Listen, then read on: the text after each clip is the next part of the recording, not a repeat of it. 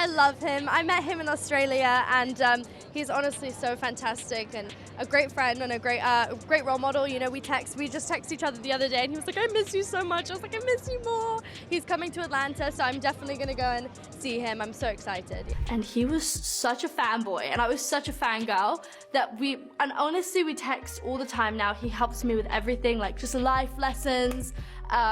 He's amazing. He's a great human being, and we went to dinner afterwards, and we had dinner the next day, and then we met in Sydney.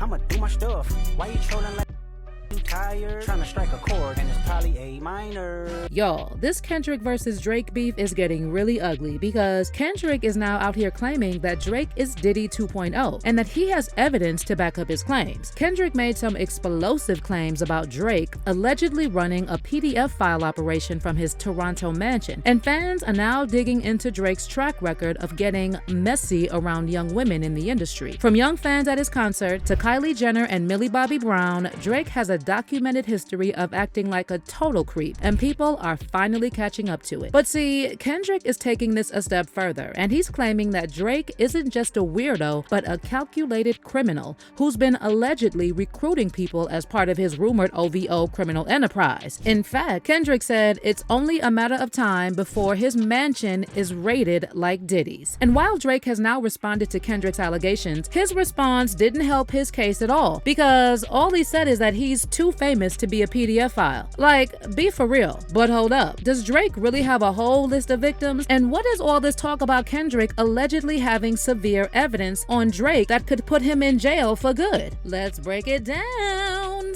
Drake is finished, bro. I don't know if y'all heard this Kendrick song that just came out, but look at this cover art, bruh.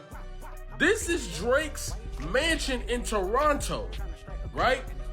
These markers are markers. There are offenders all inside of Drake's mansion in Toronto. This is crazy. I feel terrible for anybody that was going for Drake, bro. I feel terrible for y'all. And I feel even worse for people that still gonna root for Drake after this. It's over, bro.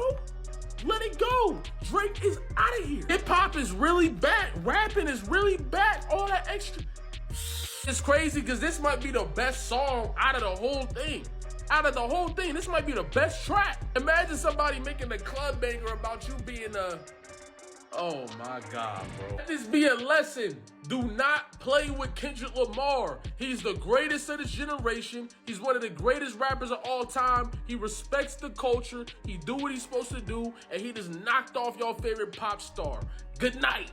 So on his savage Drake diss track titled Not Like Us, Kendrick raps, "Say Drake, I hear you like him young. You better not ever go to Cell Block 1. To any B that talk to him and they in love, just make sure you hide your little sister from him." Kendrick then references Drake's 2021 album Certified Lover Boy, saying that Drake and his OVO team are not lovers, but certified PDF files. But get this, Drake fired back at Kendrick's diss with a track called The Hard Part 6, where he straight up denies those accusations. But here's the kicker. Drake decided to name drop Stranger Things star Millie Bobby Brown and those disturbing rumors about him allegedly manipulating her. But Kendrick never even mentioned Millie in his track. And now fans are saying Drake just told on himself. So on The Hard Part 6, Drake talks about Kendrick's wife Whitney, basically saying he's all about grown women, not young actresses like Millie. And there's also this sneaky wordplay too, because Bobby Brown happens to be Whitney Houston's ex-husband. Drake raps, "Only effing with Whitney's, not Millie Bobby Browns. I'd never look twice at no teenager." In the earlier part of the song, Drake also brushes off those accusations about him arguing that those accusations are obviously false because he's too famous to do that type of stuff. And if there was any truth to those allegations, he'd already be behind bars. Not true. And get this, Drake also wrongly interprets Kendrick's song Mother I Sober from his 2022 release Mr. Morale and the Big Steppers, where Kendrick explores the topic of SA trauma within his family. Now, if Drake had some media literacy, he would have understood that Mother I Sober is not about Kendrick being SA. But on The Hard Part 6, Drake still accuses Kendrick of projecting his supposed SA trauma on him, claiming that he's obsessed with the topic of PDF files because of his own experience. By the way, I feel Drake didn't even realize he just proved Kendrick right with these lines, because in his other diss track Euphoria, Kendrick predicted that Drake would use his album Mr. Morale to fabricate stories about his family. Kendrick raps, "I calculate you're not as calculated. I can even predict your angle, fabricating stories on the family front because you heard Mr. Morale." So by misinterpreting Kendrick's message in Mother I Sober, Drake has unintentionally done exactly what Kendrick predicted he would do. But let's go back to that line where Drake says if he was a PDF, he would have already been arrested because he's too famous. Because what does that even mean? It literally took decades for the feds to look into the allegations about R. Kelly, Diddy, Harvey Weinstein, Jeffrey Epstein, and all those other sickos. So Drake saying he would already be behind bars if Kendrick's accusations were true makes zero sense. In fact, the more famous and rich these people are, the longer it takes for them to face justice. And then there's also the fact that Drake name-dropped Millie Bobby Brown in an attempt to deny those allegations, even though Kendrick never mentioned Millie in any of his diss tracks. Don't tell me that Drake's ghostwriter slipped up and name-checked Millie Mill by accident. And let me fill you in on how this whole Drake and Millie Bobby situation kicked off. Back in July 2018, Millie, who was just 14 back then, spilled the beans to W Magazine, saying that she and Drake, who was 31 at the time, were in constant communication. According to W, Millie crossed paths with Drake in Australia around November 2017, when she was just 13 years old, while she was out promoting Stranger Things. Drake happened to be doing his own thing down under at the same time, and Millie mentioned to W that Drake personally invited her to his show. "He invited me to his concert," Millie said, "and now we talk all the time. I ask his advice." Now jump ahead a few months, and Drake's friendship with Millie had folks raising even more eyebrows after Millie spilled the beans to Access Hollywood, saying they're still texting each other all the time. And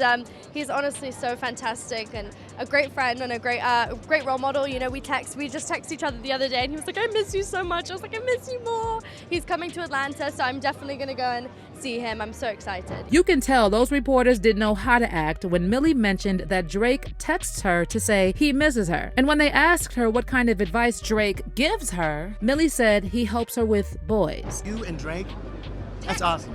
That's awesome. What advice does he give you? Like, what does he say? About boys, he helps me. What? Yeah, he's great. He's wonderful. I love him. What's his advice with boys? You know, that stays in the text messages.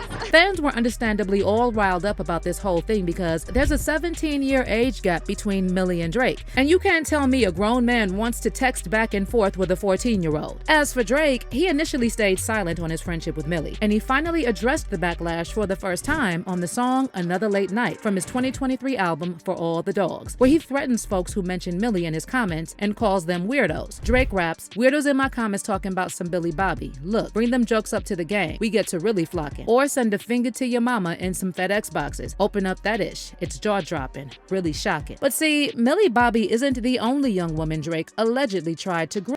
There are also rumors about him making moves on Kylie Jenner before she got involved with Tigger. Back in 2013, when Drake was 27, he performed at Kylie's 16th birthday party, and there's a photo of him kissing Kylie on the cheek. And then there's also this video that recently surfaced showing Drake being inappropriate with a 17-year-old fan. This was recorded at Drake's concert in Denver, Colorado back in 2010, when Drake called a fan on stage during an interlude and started to kiss her on the neck and hug her from behind, before saying that he was getting carried away and asking her what her age was. She said she was 17, to which Drake replied, "I can't go to jail yet, man," and stopped doing what he was doing. But he then added that he didn't know if he should feel guilty or not, but that he had fun, and sent her off the stage with a kiss on the cheek. Now back in 2010, this interaction seemed like a harmless misunderstanding. Drake was 24 at the time and at the very start of his career, so no one really thought much of it. But since these types of allegations have continued to follow Drake through the years, fans have started looking at this video in a completely different light. Now fast forward to 2018, and Vice published an article reporting that Drake, who was 31 at the time, was dating an 18-year-old model named Bella Harris. The age difference is already bad enough, but it gets worse. It was later revealed that Drake met Bella in 2016 during his Summer 16 tour with Future, which means Bella was 16 at the time, and Drake was 29. And then on top of all this, rumors recently started flying around that Drake tried to pull that same Millie Bobby Bobby stunt on young Billie Eilish and started texting her, acting like he was her bestie. Back in 2019, when Billie was 17, she told Vanity Fair that 33-year-old Drake was texting her. So as you can see, this wasn't a one-time thing, but more like a pattern. And now that Kendrick is boldly claiming that Drake and his whole OVO crew are PDF files, fans are saying there's nothing Drake can say at this point to beat those allegations. One fan said there's actual evidence of him being overly friendly with girls. Women like Billie Eilish